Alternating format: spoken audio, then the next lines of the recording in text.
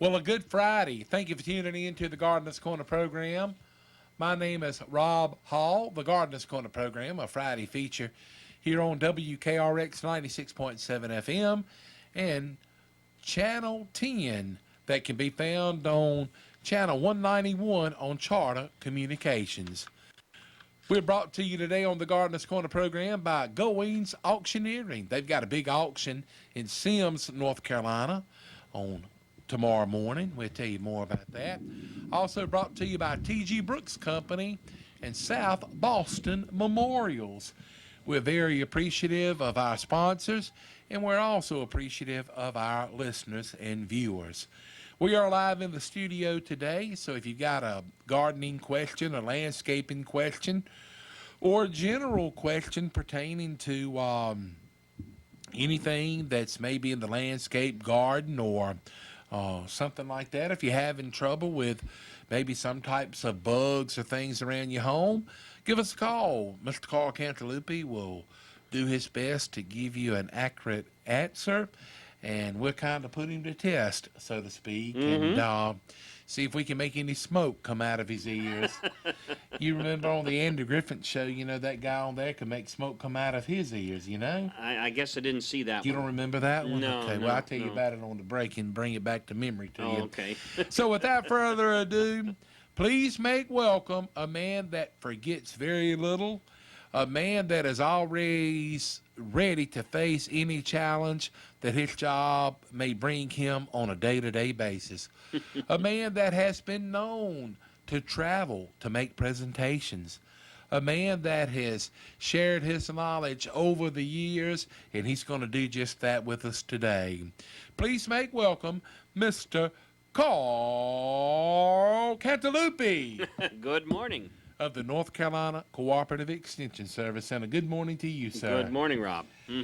Carl, cold enough for you this morning? It is. I saw 19, but you said it was colder up here. Yeah, we had 12 degrees one time on the thermometer here at the radio station this morning, and I think the airport about the 14 was about the coldest, you know, that they had this morning at the airport. But you know what, Carl? When it gets down that cold, it doesn't matter if it's 12, 14, or 19. It's still cold. Cold is cold, yeah. It is that.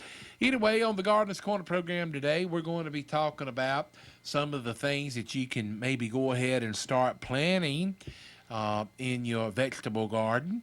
Also, we'll be talking about things that you don't need to be doing right now, but you'll be able to start in about 3 weeks, just to put it that way. So we'll tell you more about that coming up in just a few minutes. But I guess we'll jump right in, and you want to talk a little bit about starting plants from seeds? Yeah, Okay. we can. And just a reminder, right now is the time if you're interested in starting cabbage, cauliflower, or broccoli plants inside from seed, now's the time to do it. Because the cold crops are cold hardy, and they can withstand down to about 26 degrees, and be fine. This is when you set them out in the garden in March. But right now, now's the time to start the seeds, because it takes about 4 to 6 weeks to produce a good-sized transplant. Just going over what we said before about having the proper light requirements indoors. You really can't rely on light even from a south window. You have to start seeds under fluorescent lights. Make sure that you suspend them from brackets in the wall so that they're no further away than about 3 inches from the plants. And actually, when you start your seeds in your planting flats, it's really okay to let the fluorescent light sit on top of the planting flat. You want it that close so that those seedlings don't stretch once the seeds germinate. Make sure you have a good planting mix, a good peat light mix. Never use garden soil from outside because this only carries harmful fungus diseases that can kill the young seedlings as they break through the soil. And if the soil is heavy, it's going to crust over and it makes it very difficult for seedlings to come through that hard crust. Make sure that, again, enough light from the light bulbs. Use a soilless mix that's composed of peat moss and perlite and vermiculite. A good container to start them in would be actually a styrofoam tray that has 72 cells in it. The cell dimensions are about 2 inches, a 2-inch square, and then this is enough. This flat measures, I would say, 2 feet by, or well, 1.5 by 3 feet long, and you can start a lot of seedlings that way under the light. Now, with the peat light mix, it is pretty much, in a sense, ground up rocks. Some of it is. And what Carl has said in the past, and if he hadn't have said it, I wouldn't have realized it. But before you actually put the peat light mix into your containers, you need to put it into a bucket or a pail or something, and you need to add water to it, and you have to work it up with your hands. That's right. To get it mixed up, because if you do not do this before putting it into your containers, if you put it in the containers without it being wet, when you water it, it's just going to go right straight through it. That's right. You have to work it through. You have to pour it out in a pile on a table, with newspapers, and then add water, and then physically mix the water into the mix. And the mix contains, again, sphagnum peat moss, and then vermiculite, which is ground mica rock that's heated in an oven, and it pops. And these are all things that add to the mix and make it light. Now, one publication that we have at the Extension office is the one that you see on your screen now. It's called Starting Plants from Seeds. And this goes through everything that you need, the right containers, the right planting mix, light requirements, and it also has a chart that tells you when the best time to start seeds. And again, for cool season vegetables like cabbage, cauliflower, broccoli, around the first week of February right now is a good time to start those. I would still hold off on starting the warm season vegetables such as tomatoes, peppers, and eggplant. Don't seed those inside until the middle of March. Now, some people might say that's too late, but it really isn't, because starting them on March 15th, you add 6 to 8 weeks to that date, it brings you right up until the first week of May. And we really should not be setting out warm season vegetables in the garden any earlier than the 1st of May. I know a lot of people do it, but April 15th, you still have a 50% chance of frost to occur, and that will kill the young tender transplants. So those are things you can be doing right now. Again, give us a call if you at 599-1195 if you want this fact sheet on starting plants from seeds. We also have the Home Vegetable Gardening publication that has a good chart that tells you the varieties, the distance between plants or seed in the row, the distance between rows, how much seed you need, and all this good information that allows you to make a map and know exactly how much seed or plants that you need. So by doing that, there's no guesswork involved, and you're not spending a lot of money, wasting money on excess seeds or plants. Well, you're exactly right, Carl, for, different vegetables and things. And of course, I guess it really depends on how much someone would want to grow, to maybe freeze or can. But it doesn't take very many plants for you to have enough to eat on, and then to have a few to maybe, prepare, for later use. That's right. But again, you can contact the Person County Cooperative Extension Service Office at 336-599-1195, or the Granville County Extension Office at 919-603-1350. That's right. So that way, it'll kind of give you a way to you can receive any of the publications that they have, everything from how to construct a backyard greenhouse, to start a compost pile, starting plants from seeds, and all this. One thing that Carl did mention about when you are planting your seeds indoors, he said to begin with, it's okay to set your fluorescent light directly on top of your more or less, seeding trays. And I had asked the question a few weeks ago, why not use a traditional light bulb instead of a cool white fluorescent light? Right. And the thing about a traditional bulb is it puts off heat, and it can cause damage. Yeah, you can to, burn to plants. the plant. Yeah, with incandescent bulbs, definitely they're going to burn the leaves. So you want cool white fluorescence, absolutely. And at all times, as Carl said, you want to keep the light within 3 inches of the actual plant. So you need to have your light to where it can be adjusted, up and down.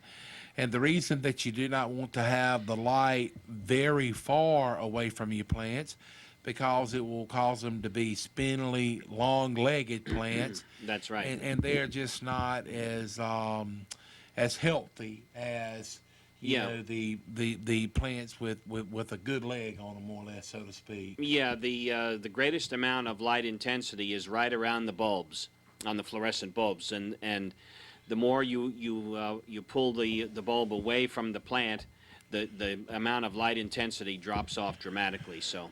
Well, talking about being bright, I'm so bright, my dad calls me son. Yeah, I was told the same thing. Look at that. So you were smart too then. I thought so. Well, it's like the one, when the boy asks his father for a quarter for being good. Uh-huh. And the father says, well, son, when I was your age, I was good for nothing. So. But we are live in the studio, so give us a call if you've got a question.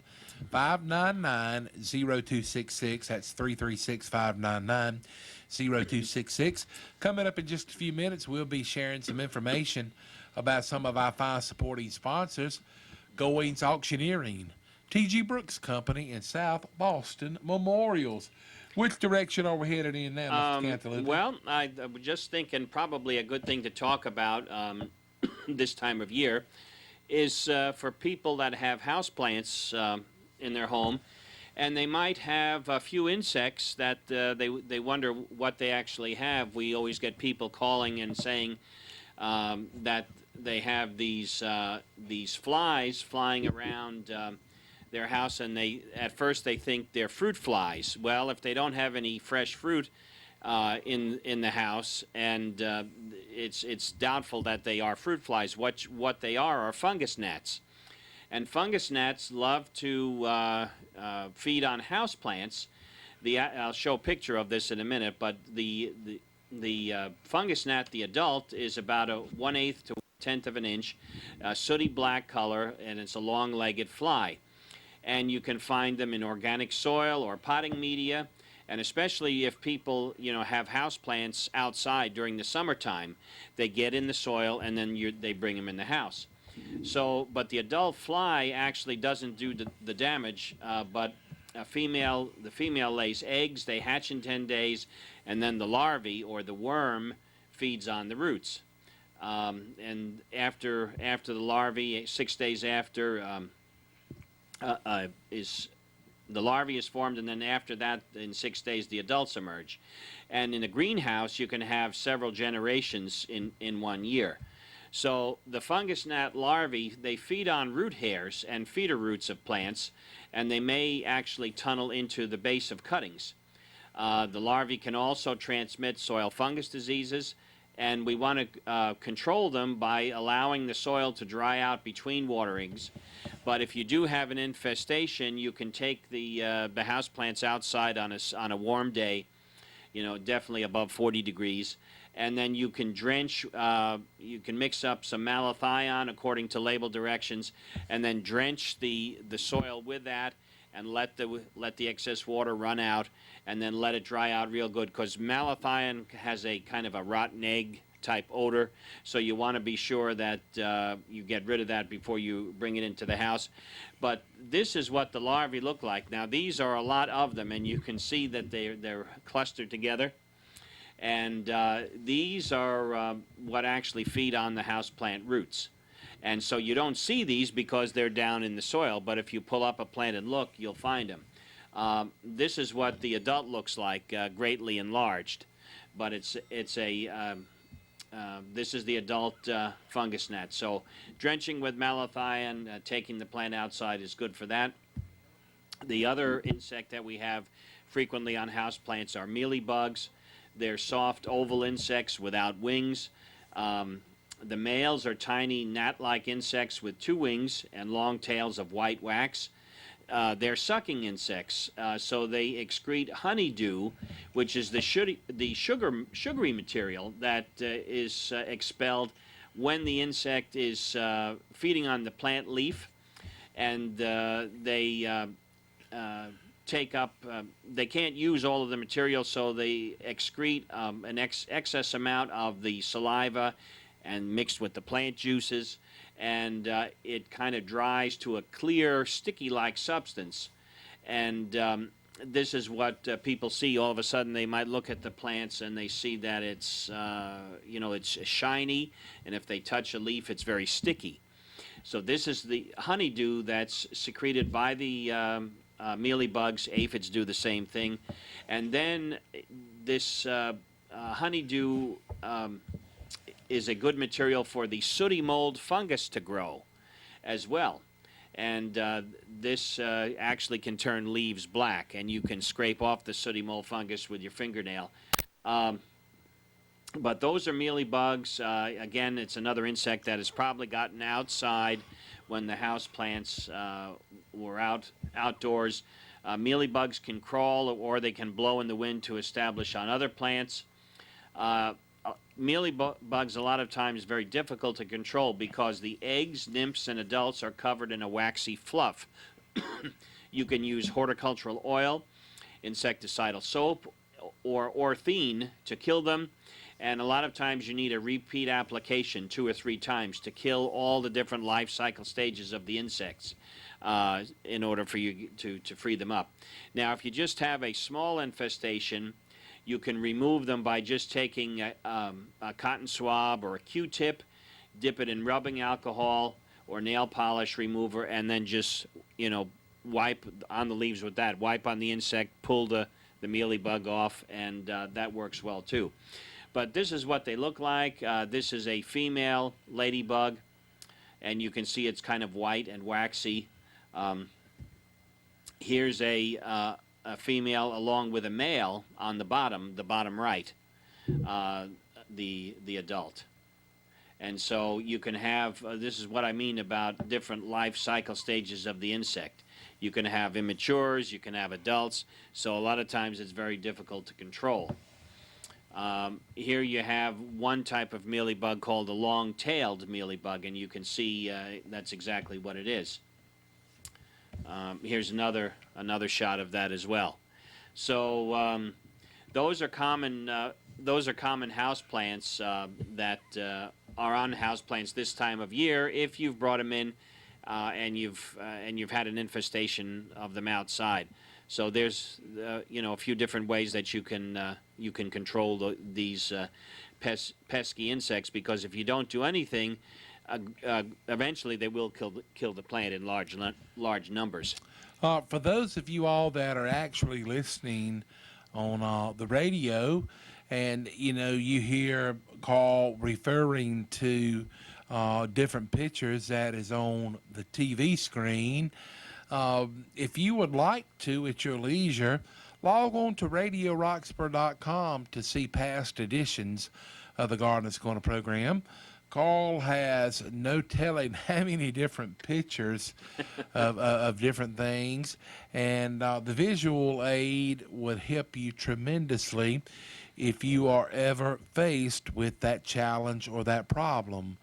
So those of you that enjoy surfing the information highway, the internet, sometimes when you have the opportunity, log on to RadioRoxborough.com.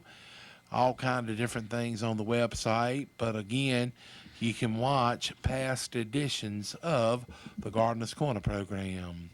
We need to get a word on for one of our fine supporting sponsors.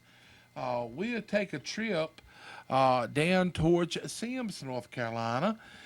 Goings Auctioneering has a big auction planned for tomorrow, Saturday, and it ought to be a really nice day. The weather's supposed to be nice over the weekend. Mm-hmm. So if you're someone that enjoys farm equipment auctions and collectible antique auctions, this is one that you certainly want to make it your plans to be at. Here's more information from Goings Auctioneering. Goings Auctions in CAL 390 presents the Consignment Fundraiser Auction for Marsh Swamp OFWB Church in the Rock Ridge community in Sims, North Carolina. It's going to be Saturday, February the 7th at 10 a.m. To view photographs and a list of this auction, log on to GoingsAuctionsINC.com or call Mr. Greg Goings at 252-578-1623. They'll have tractors, trucks, farm equipment, collectible money, and other collectibles. This is one auction that you do not want to miss. It's coming up on Saturday, February 7th at 10 a.m. The sale site address is 6664 Rock Ridge School Road in Sims, North Carolina. Sims, North Carolina is located between Raleigh and Wilson, North Carolina. For more information on this consignment fundraiser for the Marsh Swamp OFWB Church in the Rock Ridge community, you can call Greg Goings at 252-578-1623 or log on to GoingsAuctionsINC.com. They are accepting consignments for this auction. Again, log on to GoingsAuctionsINC.com or call Greg Goings at 252-578-1623. This huge auction taking place in Sims, North Carolina, Saturday, February 7th at 10 a.m. Here we are back on the Gardeners Corner program. We are live in the studio today. You can give us a call, 336-599-0266. We just heard a word from Goings Auctioneering. Again, that auction is tomorrow morning, Saturday, in Sims, North Carolina. Sims is located between Wilson and Raleigh, North Carolina. We'll hear a word coming up in just a few minutes from T.G. Brooks Company and South Boston Memorials. And our phone number is 599-0266. We'd love to hear from you today, and we're going to move right along. let's talk about tree pruning, Carl. Okay. Is it a good time to go ahead and start pruning the fruit trees? Well, pretty soon now. Actually, if you have a lot of fruit trees, if you and want to get started, apple and pear wood is more hardier than the stone fruits: peach, plum, cherry, nectarine. So if you have a lot of fruit trees and you want to get started, I would start on the apples and pears first, and then follow up with the peaches, nectarines, cherries closer to the end of the month. So you can definitely give that a start now if you need to, if you have a lot of other trees. Otherwise, wait until end of February or so. And while we're talking about that, we will have two fruit tree pruning demonstrations coming up. The first one will be in Person County on Saturday, March the 7th. I'm still working out the details of the location at this point. That should be available pretty soon. But Saturday, March the 7th, we'll have one in Person County at 10 in the morning. And then Saturday, March 14th in Granville County. And we'll tell you more about that one at a later time, too. Okay, yeah, we'll do our best to keep you posted and reminded about that. Coming up on Friday, March the 6th, that will be the first Friday in March. You've got your specialty crop school going on, correct, Carl? That's right. It'll be at the extension office in the auditorium all day, from 9 until 3. And we've got a good program. Again, I think this year we'll be talking about direct marketing of asparagus by two women that do a very successful job of marketing asparagus in Alamance County. And then we'll talk about a fresh market vegetable operation in Granville County. They actually start all their vegetables from seed, grow the transplants, and then grow them to maturity, and they sell at the Wake Forest Farmers Market and other places. So it's a husband and wife combination that will be talking about their operation. And then actually I made a slight program change. I was going to have another individual come, but things didn't work out. But I'm having another actually husband and wife team coming down from Powhatan, Virginia. And what impresses me most about this couple is that they actually started off their operation by not having a farm background, but they had a keen sense of business skills. So they're going to talk about how to develop a business plan before you actually start to plant anything, and take you through the steps that you need to do to be able to survive a direct market specialty crop operation. So I'm excited to learn from them as well. So the cost of the school is $25 per person. This includes lunch. And then for the second person in the family or business, the cost is $15. And again, it'll be on Friday, March the 6th at the Person County Extension Office Auditorium. If you'd like to receive a copy of the program, give us a call, and pre-registration form. Give us a call at 599-1195. Okay. All righty. We've got a telephone caller. Good morning. Thank you for calling the Gardeners Corner program. Good morning, guys. I have a question this morning about fire blight. Yes. I do have this in my trees pretty bad last year, and I was wondering, my understanding is it gets to the plants through the blooms or an injury. Mm-hmm. Is there anything we can do when we prune our fruit trees in the spring to stop that from getting in those cuts? All right. Okay. Fire blight is a destructive bacteria that affects. It can affect fruiting pears. It can affect within that same genus. Primarily, it attacks fruiting pears. Now, usually it does not attack Bradford ornamental pears. They get actually something else that looks like fire blight, but it really isn't. It's a fungus. But the way the bacterium gets its start, bees carry the bacterium in their bodies. When they land on the flowers and feed, They introduce the bacteria through the blossom, then it moves throughout the blossom and then actually travels down the branch and plugs up the vascular system or the plumbing system of the plant. There is a preventive spray you can use. It's called Agri-Strep. It's streptomycin sulfate, and you can apply that to your pear trees during full bloom, and it will not hurt the blossoms. That's really the only thing that you can apply during full bloom. We don't want to apply any insecticides during full bloom because that's going to kill bees. But this is a preventive only streptomycin sulfate or Agri-Strep applied during full bloom. Of course, once you see the fire blight, it's too late to spray. But that is a preventive that works somewhat well. Are we still there? Yes. Oh, okay. Yeah, I was just. But so when I see the dead branches on apple trees, that's not actually fire blight. Yes, I'm sorry. I did not mention apples. It affects both apple and pear. Fire blight does. The stone fruits, it does not affect. But apples and pears, yes, and certain varieties of apple and pear are more susceptible to fire blight than others.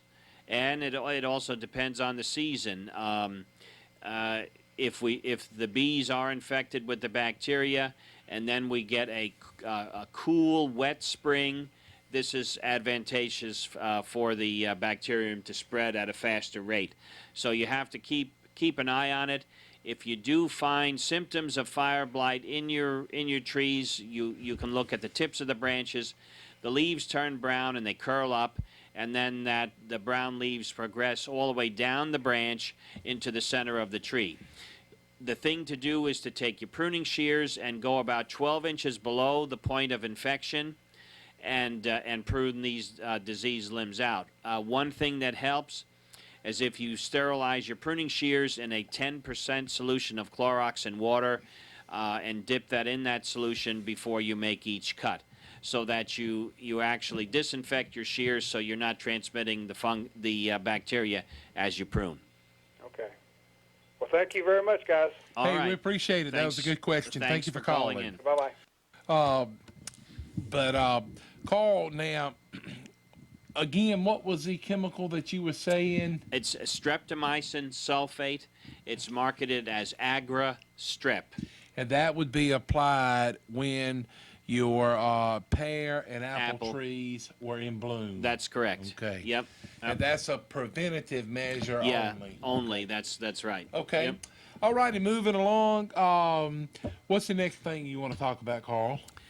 More publications. We've shown this before. If you're interested in putting up a simple backyard greenhouse, we have one called a small backyard greenhouse for the home garden. It's about a 12 by 18 Quonset shaped greenhouse. You cover it with plastic, and the poles are made out of PVC. Very simple to put up for maybe a couple of $100. It has a diagram here that shows you what it should look like and all the dimensions and a list of materials that you need. So that's available to you just for the asking. Give us a call 599-1195. Now, Carl, I believe you said that the publication, when it was printed, said that you could do that for about $100. Yeah. But the cost of it has went up Yeah. considerably more since then. Mm-hmm. But you can grow a lot of plants in a small greenhouse, and you can start cuttings, you can start seeds to grow vegetable transplants, and if you're worrying about heat, this type of a greenhouse lends itself very easily to the use of an electric heater. You can actually suspend an electric heater in that greenhouse, and it will do an effective job. You can set it. They have automatic thermostats in them, and you can set it to go on when the temperatures get down to around 40 degrees or so. And with an electric heater, you don't have to worry about venting it toward the outside. Right. So, in the area we live, especially as the days go on in the spring, your cool nights are going to be less and less. Well, Carl, one thing, if you did have a greenhouse, you could extend your growing season Yes, at the end of the season, but you could also start earlier in the year. absolutely, yeah. And so the cost of that, when you figure all things considered, is still very reasonable. It is. Sure It is. is. We need to get a word on for T.G. Brooks Company, a landmark since 1936 in the Timberlake community. For those of you that are not interested in starting vegetable garden plants from seeds, but you plan to plant some tomatoes and other vegetables, T.G. Brooks will be fully stocked before you know it with all different kind of beautiful flowers and vegetable plants. But let's take a trip down to Timberlake and stop in at T.G. Brooks Company. Even though the calendar says it's February, we all know that spring 2015 is not far behind. There's plenty of time now to come to T.G. Brooks Company and get some sound advice for lawn preparation coming up soon. For an example, it's time to put out your pre-emergent, and they've got the granular pre-emergent and pre-emergent with fertilizer. It's so important for weed control, and also they have weed and feed. You want to be sure to perk up that lawn and get it ready with pre-emergent, and get your fertilizer, lime, and weed control right there at T.G. Brooks Company. Get your lawn off to a proper spring start. And to beautify your flower garden and shrubs around your home, T.G. Brooks Company carries hardwood as well as dyed mulches. And they'll sell it by the scoop or by the bag. They feature all of the popular lawn and garden chemicals and treatments, insecticides, herbicides, and they always carry the soils like topsoil, planting soil, potting soil, cow manure, and pine needles to make your place look sharp. They have equipment for sale or for rent like spreaders, power pluggers, and lots of lawn and garden tools, and of course wheelbarrows. They have stepping stones and wall stones to beautify. And before you know it, old March will be here. They'll have all your flower garden and vegetables and your garden supplies. So when it comes to beautification and getting your lawn ready with that pre-emergent, come in today and talk over your plans at T.G. Brooks Company. Hey, remind you they have your water heater elements, thermostats, pressure relief valves, Taylor wood stove parts, Comfort Glow heaters for extra warmth. While you're there, be sure to take home several of those hand-cut ribeye steaks. Surprise your family tonight with delicious steaks. Prepare them on your grill. And don't forget Person County, surrounding area, everybody, you can count on T.G. Brooks Company. They have served homeowners, farmers, and construction workers since 1936. Phone T.G. Brooks Company anytime, 364-2428. Or better yet, stop by today. All right, here we are back on the Gardener's Corner program. Appreciate you all tuning in. Our sponsors of today are T.G. Brooks Company, who we just heard a word from. A few minutes ago, we heard from Goings Auctioneering. And in just a few minutes, we'll hear from South Boston Memorials. We are live in the studio today. 599-0266 is your number, 599-0266. If you got a question for Carl, please give us a call, and he'll do his best to answer your question. Carl, good time to maybe plant spinach and onion sets? Yes, spinach, onions, English peas. Good time to plant them now. Once the temperatures get a little bit warmer, it's a lot easier to work outside if the temperatures are above freezing. And when that happens, go ahead and sow spinach, peas, and onion sets in the garden right now, because the cold, freezing temperatures won't bother them. And in fact, peas and spinach only require a 40-degree soil temperature for germination. So any time during the month of February would be good to plant any of these three vegetables. And it's important to get them off to a good start early. Okay. Okay. Hey, we've got a couple of calls. Before we get to that, I want to say special thanks to Phil. He just brought us a a couple of updated farmers' almanacs, and since 1918, the Farmer's Almanac has been in business. Okay. Wow. Yeah, So that'll give us something to look through, and as always, some interesting information. that's right. All right, here we go to the phone calls. Good morning. Thank you for calling the Gardener's Corner program.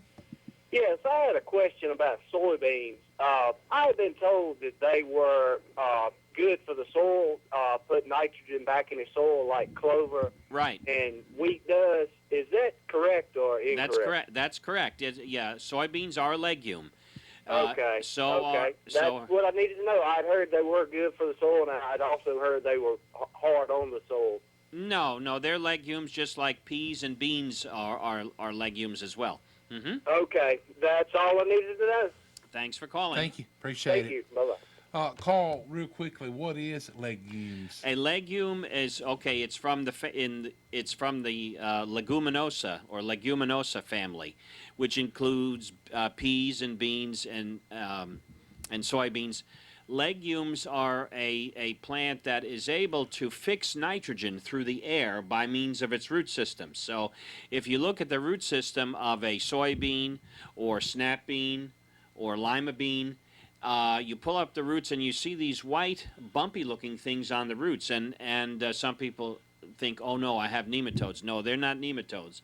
These are called nodules, these white things that occur off of the root system. And inside these nodules are a bacterium, and it's usually a rhizobium bacterium.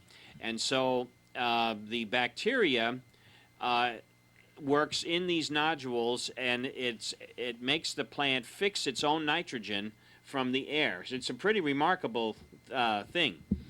And when you plant, one thing probably did not mention, when you plant, say, English peas in the garden, there is a black powdery mixture that you can buy from seed companies that you can mix up with water and then throw your pea seeds in this mixture, and this white black material is actually the rhizobium bacteria.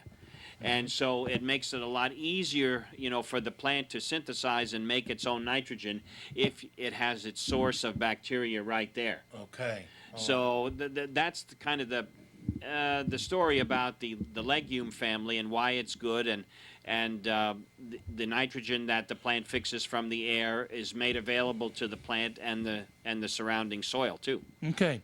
All right, we've got another caller. Good morning, and thank you for calling the Gardener's Corner program. Good morning, and I want to say first off, thank you so much for having the program. It has enlightened us many a time on many subjects. Wow, so thank you you. for that. Thank First you. off. My question is, recently our family suffered from the flu, so we started introducing some more fresh vegetables, to recover from the vitamins that we lost during the flu season. I purchased a bag of spinach and kale. I did wash the vegetables with just plain water before we consumed them. Unfortunately, they were tainted with listeria, so we got food poisoning. Oh, Wow. boy. I know this is not totally related to gardening, but Well, in a way it is until we can get our own vegetables out of the garden. Can you suggest a way that we would know that the bags of vegetables are safe, and once we get them home, what is the proper way to wash them as close to organic as we can? And I'm going to hang up, gentlemen, so I can listen through the computer. Okay, well, Okay, thank you for the question. much. Very, very, very good question. It is that. And in these days, it's a very complex question, because with all these outbreaks of foodborne illnesses, one kind of asks the question, well, why didn't we see all these things happen years ago in the 50s or in the 60s? Well, if you go back, most of your produce departments in the 50s and 60s, and even in the early 70s, you bought whole vegetables. You bought a whole head of lettuce. You bought a whole head of cabbage. You didn't have the product altered. It wasn't chopped up. So with the advent of the society we live in today, we want everything to be instant, everything to be quick. So here because of that, we now have salad mixes that are cut up in bags, and you just open the bag up and they're ready to use. And unfortunately, this is where a lot of organisms can survive on these cut surfaces. You're cutting the product, and you have now you have ruptured cells, you have cell sap, and they're much more easier to for these organisms to infect. So I wish there was a real good answer, but I guess the best thing to do is to, what I always do is on the bags of products such as your chopped up lettuces, it tells you on the bag where the product was grown. Now, I'm not saying it's it's bad if you buy a product that was grown in Mexico, but at least you can make the decision. It might say product of USA, Canada, or Mexico. It might say product of USA and Mexico together on the same bag. So you have that at your disposal to make a decision by. But I guess the whole thing comes down to trust. We have to trust that the growers that are growing this produce are doing the things that they need to do to make sure that the produce is safe.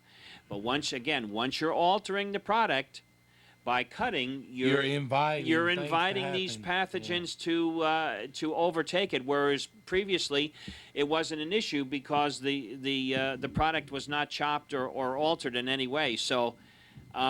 Unfortunately, this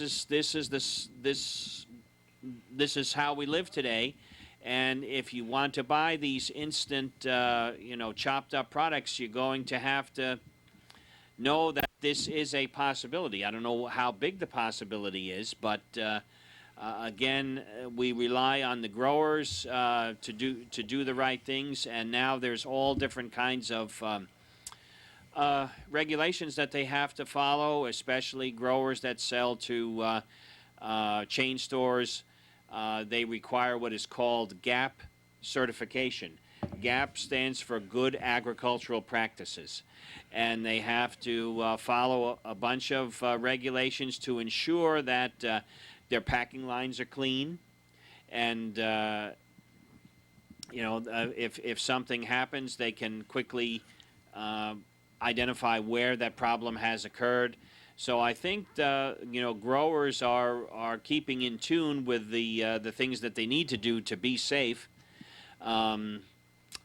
So as far as any type of a diagnostic tool that can tell you in the grocery store whether the product is safe or not, I really don't know of anything.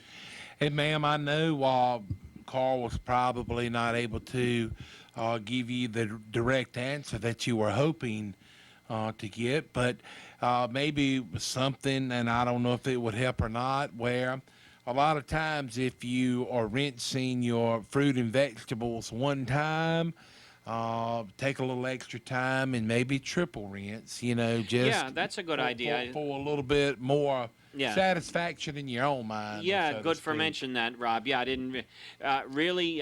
What you should use is just clean water.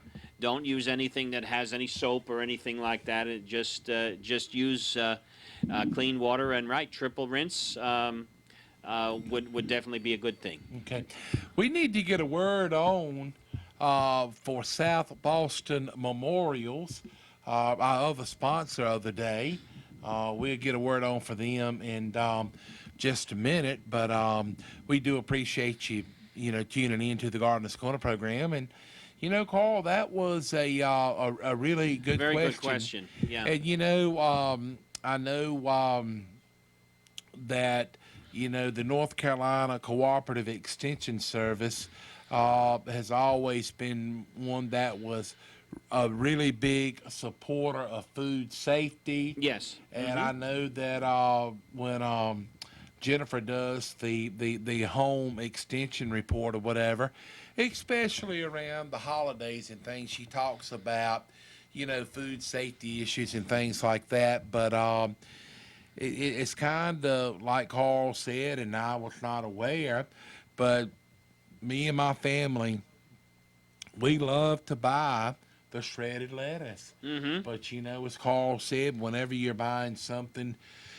that has been processed elsewhere, you may be opening the door for a little bit more opportunity to invite maybe some foodborne illnesses. Right, and but don't let it stop you right from enjoying the things that you like, and because life is a chance in itself in the car. That's right. And another thing that happens a lot of times, and we have this occur from time to time throughout our state and other states, we do get a lot of produce that is grown in outside of the U.S., and these vegetables are shipped back to North Carolina. They're run through a vegetable packer, and this grower might grow his own product, but during the winter months he imports vegetables from other growing areas. So there's a chance that contamination can come in from other areas. So it's very complex. I wish we knew all the answers, but again, we because we are a very instant society, and we want things fresh and ready to use now. So, but at least be aware of it, and try your best to do what you can. Okay. Hey, let's squeeze in a word in for South Boston Memorials, and we'll be back with the Gardeners Corner program right after this. South Boston Memorials, located 1439 Seymour Drive in South Boston, Virginia. They offer granite markers, monuments, and mausoleums. For more information, visit the website SoboMemorials.com or call 434-572-3859. South Boston Memorials have been in business and family-owned since 1958. In-house laser etching is available at South Boston Memorials. They have over 300 granite memorials in stock. For all of your granite markers, monuments, and mausoleums, stop in and see them right there at South Boston Memorials, located 1439 Seymour Drive in South Boston, Virginia, or call them at 434-572-3859 and visit the website SoboMemorials.com. That's South Boston Memorials, located 1439 Seymour Drive in South Boston. Well, folks, that's going to do it for the Gardeners Corner program today. We have actually went over a little bit more of our allotted time than we were allowed, but I had some really good questions called in today, and we appreciate it. Mm-hmm. Thanks goes out to T.G. Brooks Company, South Boston Memorials, and Goings Auctions. Thanks goes out to Mr. Carl Cantalupi of the North Carolina Cooperative Extension Service. Mm-hmm. God bless, folks. Have a wonderful and safe week, and we look forward to seeing you next week for another edition of the Gardeners Corner program.